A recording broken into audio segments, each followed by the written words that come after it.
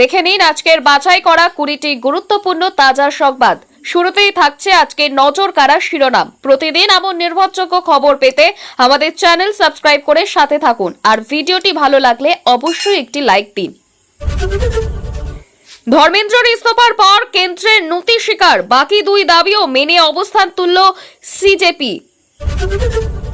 ককরোচদের সমর্থনে দিল্লিমুখী মমতা, সঙ্গে থাকছেন সৌগত রায়। সিজেপির বড় জয়, দেশ জুড়ে বিক্ষোভের মুখে ইস্তফা ধর্মেন্দ্রর, পিছু হাঁটল কেন্দ্র। নিট প্রশ্ন ফাঁসে করা আইন, 10 বছরের জেল, 10 কোটি টাকা জরিমানার বিধান। আহত সাংবাদিকদের দেখতে হাসপাতালে মুখ্যমন্ত্রী, বললেন কটা দিন অপেক্ষা করুন। হাইকোর্টের অনুমতি না মিললেও মিছিলে মমতা, পদ্মপুকুরে উত্তেজনা, আটক কুণাল। বিধানসভায় শুভেন্দুর বিস্ফোরক হুঁশিয়ারি, চিটিংবাজ ভাইপো আর রেহাই পাবে না।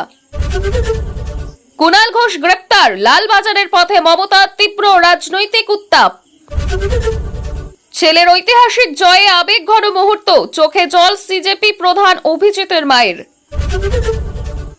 সেবাশ্রয় ইস্যুতে অভিষেককে নিশানা শুভেন্দুর, বিধানসভায় চাঞ্চল্যকর দাবি। ক্যাগ রিপোর্ট ঘিরে তোলপাড়, ফিরাবকে কৌতূহলের ছকে খোঁচা তাপস রায়ের।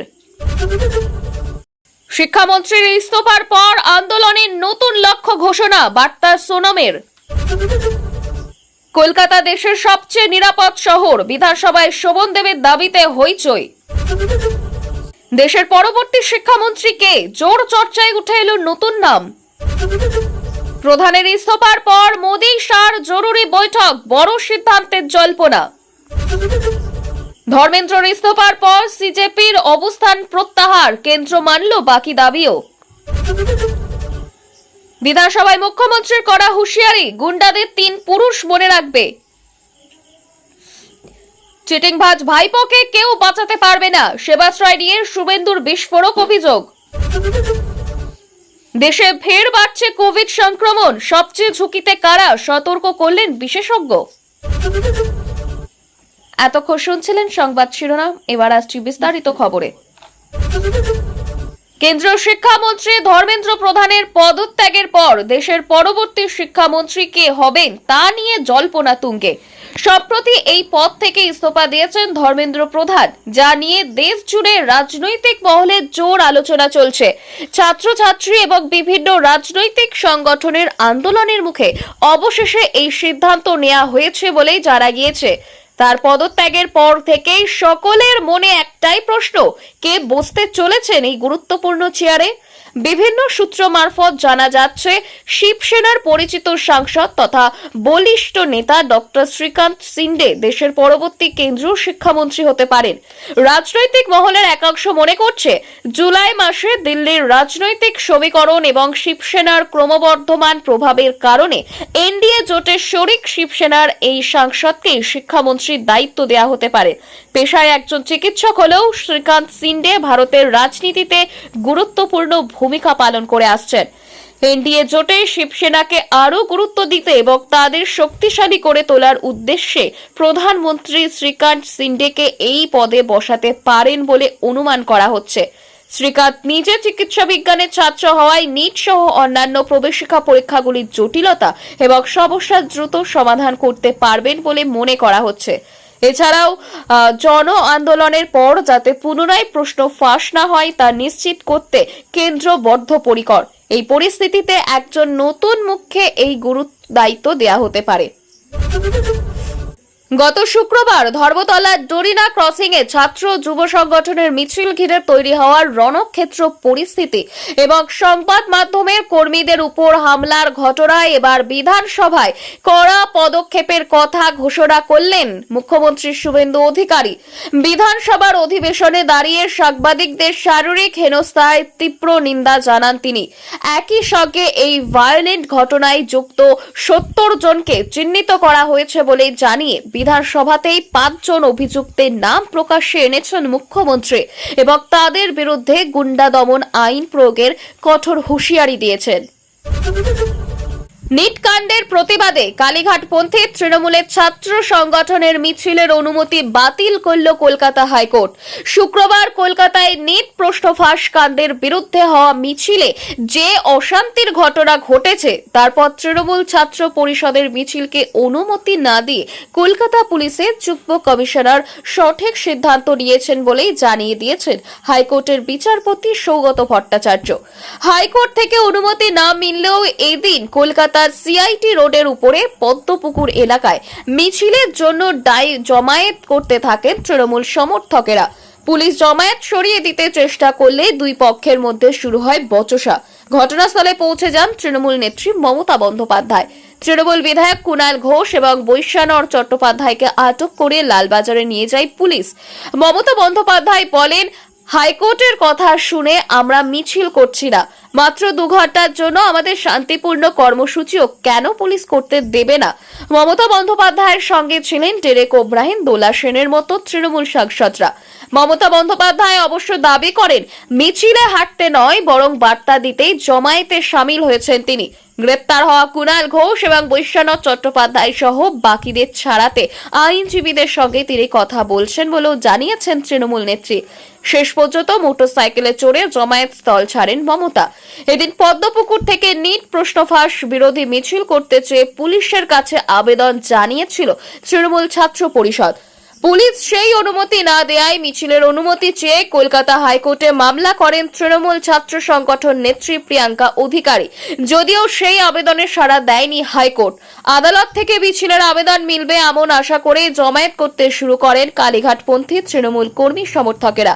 শেষ পর্যন্ত হাইকোর্ট মিছিলের অনুমতি না দেওয়ার পরেই রাস্তা ফাঁকা করতে শুরু করে পুলিশ। অবশেষে পিছু হাঁটতে বাধ্য হল কেন্দ্র। নিট পরীক্ষার প্রশ্ন ফাঁস ও একাধিক অনিয়মের অভিযোগে দেশ জুড়ে তীব্র ছাত্র বিক্ষোভের মুখে পড়ে ইস্তফা দিলেন কেন্দ্রীয় শিক্ষামন্ত্রী ধর্মেন্দ্র প্রধান। শনিবার পদত্যাগের কথা ঘোষণা করে তিনি জানান, পড়ুয়াদের ভবিষ্যৎ রক্ষা করা এবং যন্তর মন্তরে তরুণ প্রজন্মের আন্দোলনকে কোনো দেশবিরোধী শক্তি যেন ব্যবহার করতে না পারে তা সুনিশ্চিত করতেই তার এই সিদ্ধান্ত। এই ইস্তফাকে গণতন্ত্রের জয় আখ্যা দিয়ে আন্দোলনকারী ও তরুণ প্রজন্মকে অভিনন্দন জানিয়েছেন বিশিষ্ট সমাজকর্মী সোনাম ওয়াংচুক। কেন্দ্রীয় সরকার ও ককরোচ জনতা পার্টির 3য় দফা বৈঠকের ঠিক আগে এই বড় খবরটি সামনে আসে। সিজেপি শুরু থেকেই স্পষ্ট জানিয়ে দিয়েছিল যে শিক্ষামন্ত্রীর ইস্তফা ছাড়া কোনো আলোচনা সম্ভব নয়। সরকারের এই সিদ্ধান্তের পরেই দিল্লির যন্তর মন্তরে উদযাপনে মেতে ওঠেন আন্দোলনকারীরা। প্রায় 26 দিন অনশনে থাকা সোনাম ওয়াংচুক রাজপথের এই আন্দোলনকে প্রত্যক্ষ গণতন্ত্রের জয় হিসেবে বর্ণনা করেন। নিজের এক স্যান্ডেলে ওয়াংচুক লেখেন, শান্তি, ধৈর্য এবং জেদের জয় হয়েছে এটি। সিজেপি এবং দেশের জেনজিকে জানায় অনেক অভিনন্দন। ভয় না পেয়ে দেশের প্রতিটি কোণ থেকে গর্জে ওঠার জন্য সব নাগরিককে ধন্যবাদ। একই সঙ্গে তিনি মনে করিয়ে দেন, আন্দোলন কেবল জবাবদিহি চাওয়ার মধ্যে সীমাবদ্ধ থাকবে না। পদত্যাগের পর এবার আসল লক্ষ্য হওয়া উচিত দেশের শিক্ষা ব্যবস্থার আমূল পরিবর্তন ও সংস্কার আনা। অন্যদিকে সিজেপির প্রতিষ্ঠাতা অভিজিৎ দীপকেও এই ইস্তফাকে গণতন্ত্রের জয় বলে দাবি করেছেন। মঞ্চ থেকে সমর্থকদের উদ্দেশ্যে তিনি বলেন, সাধারণ মানুষের শান্তিপূর্ণ আন্দোলন যে কতখানি শক্তিশালী হতে পারে এবং ক্ষমতার শীর্ষে থাকা ব্যক্তিদেরও কিভাবে জবাবদিহি করতে বাধ্য করা যায়, এই ঘটনা তারই জ্বলন্ত প্রমাণ। এদিকে সূত্রে জানা গিয়েছে, ধর্মেন্দ্র প্রধানকে বরখাস্ত করা হয়নি, বরং তিনি নিজেই নৈতিক দায় স্বীকার করে পদত্যাগ করেছেন। যাতে তিনি সসম্মানে পদ থেকে সরে দাঁড়াতে পারেন সেই পথই বেছে নিয়েছে মোদী সরকার। উল্লেখ্য, 2021 সাল থেকে কেন্দ্রীয় শিক্ষামন্ত্রীর দায়িত্ব সামলে আসছিলেন ধর্মেন্দ্র প্রধান। 2024 লোকসভা নির্বাচনের পরও তার উপর ভরসা রেখেছিল সরকার। তবে কোনো সর্বভারতীয় পরীক্ষার কারচুপিকে কেন্দ্র করে মোদী সরকারের শীর্ষ মন্ত্রী ইস্তফা দিয়েছেন, এমন ঘটনা একেবারেই বিরল। আপাতত শিক্ষামন্ত্রীর পদত্যাগের পর আন্দোলনকারীদের নজর সম্পূর্ণরূপে শিক্ষা ব্যবস্থার প্রাতিষ্ঠানিক কাঠামোগত পরিবর্তনের দিকে। অভিষেক ব্যানার্জির সেবাশ্রয়। নিজের লোকসভা কেন্দ্রে ডায়মন্ড হারবারে সেবাশ্রয় ক্যাম্প করেছিলেন অভিষেক। ডায়মন্ড হারবার মডেল নিয়ে একসময় জোর চর্চাও হয়, যদিও সেই ডায়মন্ড হারবার মডেল থেকেই বিপত্তি। তৃণমূল ভোটে হারার পর থেকে সেবাশ্রয় ক্যাম্প নিয়ে একের পর এক অভিযোগ সামনে এসেছে। এবার বিধানসভায় খোদ মুখ্যমন্ত্রীর মুখে সেবাশ্রয় দুর্নীতি। সরাসরি করা হুঁশিয়ারি ডায়মন্ড হারবারের সাংসদের বিরুদ্ধে। সাফ জানালেন রেয়াত করা হবে না কাউকে। শুক্রবার সেবাশ্রয় দুর্নীতির অভিযোগ তুলে বিধানসভায় দৃষ্টি আকর্ষণ করেছিলেন ফলতার বিজেপি বিধায়ক। তার প্রেক্ষিতে শনিতে বক্তব্য রাখেন মুখ্যমন্ত্রী। এদিন মুখ্যমন্ত্রী একাধিক অভিযোগ ঘটনার বিবরণ দেন, যেখানে সেবাশ্রয়ে ক্ষতিগ্রস্তদের ছবিও। মুখ্যমন্ত্রী বলেন, একটি শিশুর হাত গিয়েছে, বিকলাঙ্গ করেছে সেবাশ্রয়, এক মহিলা পা হারিয়েছেন। সঙ্গেই বলেন, এই চিটিংবাজ ভাইপো আলট্রাসোনোগ্রাফির মেশিন, এক্সরে মেশিন বাইরে নিয়ে গিয়েছে, সরকারি হাসপাতালের চিকিৎসকদের বাইরে নিয়ে গিয়েছে, মেডিকেল কলেজের পড়ুয়া মুখ্যমন্ত্রীকে চিঠি দিয়েছে। মেডিকেল কলেজের স্টুডেন্ট চিকিৎসা করতে পারে, একবার ঢুকলে বেরোবে না, এটা খুনের মামলা, কেউ বাঁচাতে পারবে না চিটিংবাজ ভাইপোকে। নিজের বক্তব্যের অভিষেককে কড়া হুঁশিয়ারি দেন মুখ্যমন্ত্রী। অভিযোগের ভিত্তিতে সরকার কোনো পদক্ষেপ গ্রহণ করছেন তাও জানান মুখ্যমন্ত্রী। সঙ্গে জানান সেবাশ্রয় ক্যাম্পের বেশ কিছু তথ্য, এক্সরে মেশিন, তারিখ পেরিয়ে যাওয়া ওষুধ, ইউএসজি মেশিন বাজেয়াপ্ত করা হয়েছে। রাজ্য পুলিশের সিআইডি, এসটিএফ, দক্ষিণ চব্বিশ পরগনা জেলা পুলিশকে নিয়ে সঙ্গে মেডিকেল এক্সপার্টদের নিয়ে ব্যাপক অভিযান এবং তদন্তের কাজ করছে সরকার। মুখ্যমন্ত্রী বলেন, আপনারা নিশ্চিন্তে থাকুন, পশ্চিমবঙ্গে এই মেডিকেল ক্যাম্প নিয়ে ভাইপো করেছে, তার সাগরেদরা করেছে, তাদের একজনকেও ছাড়া হবে না। সময় কথা বলবে, আমরা প্রস্তুতি নিয়ে সমস্ত তথ্য জোগাড় করে ভারতীয় ন্যায় সংহিতা অনুযায়ী কাজ করছি। দেশে ফের বাড়ছে কোভিড-19 সংক্রমণ। একাধিক রাজ্যে সংক্রমণ ছড়ানোর পাশাপাশি কিছু মৃত্যুর খবরও সামনে আসায় সাধারণ মানুষের মধ্যে উদ্বেগ তৈরি হয়েছে। এই পরিস্থিতিতে কোভিডের ঝুঁকিপূর্ণ গোষ্ঠী এবং করণীয় সম্পর্কে বিস্তারিত জানালেন বিশিষ্ট পালমোনোলজিস্ট ডক্টর সন্দীপ জৈন। কাদের ঝুঁকি বেশি? ডক্টর জৈন জানিয়েছেন, সিওপিডি, অ্যাজমা, ডায়াবেটিস, কিডনির অসুখ এবং ক্যান্সারের মতো জটিল রোগে আক্রান্তদের রোগ প্রতিরোধ ক্ষমতা কম থাকায় তাদের ঝুঁকি সবচেয়ে বেশি। এছাড়াও রয়েছে বয়স্কদের অতিরিক্ত সতর্ক থাকার পরামর্শ দেওয়া হয়েছে। সতর্ক নিয়ম: কোভিডের গ্রাফ ঊর্ধ্বমুখী হওয়ায় পুরনো সেই সমস্ত নিয়ম মেনে চলার পরামর্শ দিয়েছেন চিকিৎসকরা। নিয়মিত মাস্ক পরা, সাবান দিয়ে হাত ধোয়া, স্যানিটাইজার ব্যবহার করা এবং ভিড় এড়িয়ে চলার কথা বলা হয়েছে। লক্ষণ ও চিকিৎসা: সাধারণ ফ্লুয়ের মতো জ্বর, সর্দি ও কাশির উপসর্গ দেখা দিলে, শ্বাসকষ্ট শুরু হলে অবিলম্বে চিকিৎসকের পরামর্শ নেওয়ার নির্দেশ দেওয়া হয়েছে। সাধারণ জ্বরে প্যারাসিটামলই যথেষ্ট হলেও জটিল সমস্যায় চিকিৎসকের পরামর্শ অনুযায়ী ওষুধ খেতে হবে।